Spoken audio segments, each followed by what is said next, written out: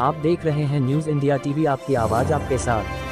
वृंदावन में उत्तर प्रदेश रोडवेज कर्मचारी कल्याण संघ प्रदेश कार्यकारिणी की एक आवश्यक बैठक शनिवार को वृंदावन बस स्टैंड पर संपन्न हुई। बैठक में प्रदेश भर से आए पदाधिकारी एवं कार्यकर्ताओं ने सहभागिता की। बैठक में संविदा चालकों परिचालकों के वेतन व सेवा शर्तों के संबंध में -1164 मृतकाश्रितों को नियुक्ति, स्टाफ अभाव में हजारों बसों के असंचालित खड़ी रहने, अवैध संचालन को परिवहन निगम के लिए एक गंभीर समस्या बताते हुए अन्य कई महत्वपूर्ण विषयों तथा कर्मचारी समस्याओं पर विस्तार से चर्चा की गई तथा सभी विषयों पर प्रदेश शासन तथा परिवहन निगम प्रबंधन के समक्ष संगठन अपना पक्ष निगम हित, कर्मचारी हित व जनहित में मजबूती से प्रस्तुत करने का संकल्प लिया गया। न्यूज इंडिया टीवी से धर्मेंद्र कुमार की रिपोर्ट वृंदावन से। बैठक की गई है क्या जी? आज बैठक की गई है, बताएं। शुरू करूं? कहाँ शुरू से? जी, मेरा नाम दिनेश कुमार त्रिपाठी है। मैं इस यूनियन का प्रदेश अध्यक्ष हूँ। हम अपने संगठन को गति प्रदान करने के लिए 4 महीने में किसी न किसी क्षेत्र में बैठक करते हैं। बैठक हमारी दिसंबर में प्रस्तावित हो गई थी और आज हम वृंदावन में बैठे हैं। यहाँ पर हमारे 14 क्षेत्रों के लोग। इस बैठक में हमको 3-4 विशेष बिंदुओं पर चर्चा करनी है। उनको अमल में लाने के लिए हम यहाँ पर जुटा हैं। सबसे पहला विषय है संविदा के लोगों का जो शोषण हो रहा है। संविदा के लोगों के संबंध में हमको बात करनी है। उनकी सेवा नियमों की बनवानी, उनको नियमित कराना है।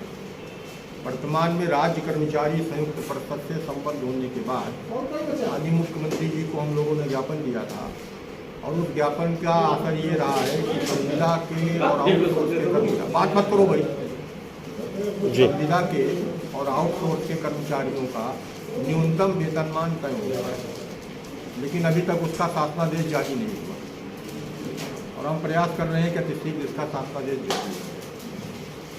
दूसरा विषय ये है कि हमारे 19 वर्कशॉप जो कार्यशालाएँ हैं इनको निजी हाथों में दे दिया गया है और अभी 50 कार्यशालाओं को और भी निजी हाथों में देने का प्रस्ताव इस सरकार ने कर रखा है।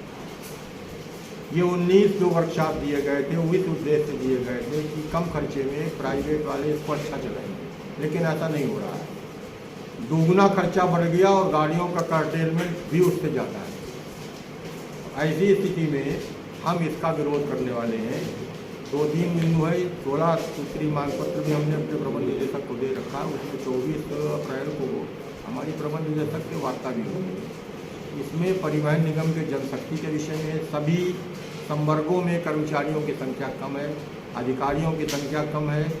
हमको ये करना है कि भाई इसमें नियमित नियुक्ति करिए ताकि जो गाड़ियाँ हमारी खड़ी हैं, चालक परिचालक के अभाव में जो गाड़ियाँ खड़ी हैं वो सही तरीके से चले और हमको जो क्षति हो रही है वो क्षति न हो। इस समय अवैध संचालन पूरी तरह चरम सीमा में है। बड़ी बड़ी गाड़ियां जो हैं वो कम किराए पर और यात्रियों को की जान जोखिम में डाल करके वो सब सवारियाँ ले जा रहे हैं। परिवहन निगम कुछ नहीं कर पा रहा है और ना इस पर कोई अधिकारी या शासन से कोई इस तरह की बात हो रही है इनको रोकने के लिए कोई कार्रवाई करी जाए। तो हम आज इस बैठक में योजना बनाएंगे कि हमें आगे क्या करना है इस अवैध संचालन को रोकने के लिए, जनता को बनाने के लिए और संविदा का जो शोषण हो रहा है उसको समाप्त करने के लिए हम इस पर चर्चा करेंगे। चर्चा करने के बाद फिर आगे योजना बनाएंगे, हम उसमें कोई कार्यक्रम करेंगे। आवश्यकता पड़ी तो इस पर कोई आंदोलन नहीं किया जाएगा। ठीक। आप देख रहे हैं न्यूज इंडिया टीवी, आपकी आवाज आपके साथ।